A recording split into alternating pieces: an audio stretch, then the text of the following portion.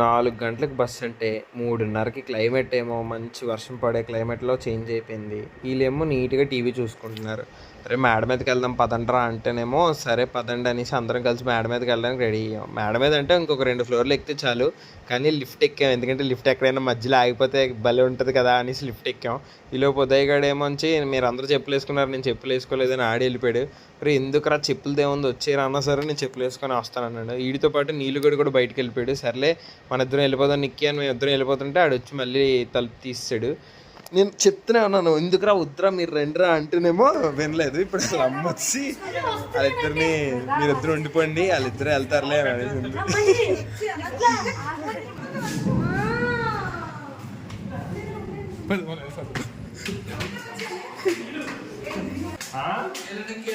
అలా కాలేదురా.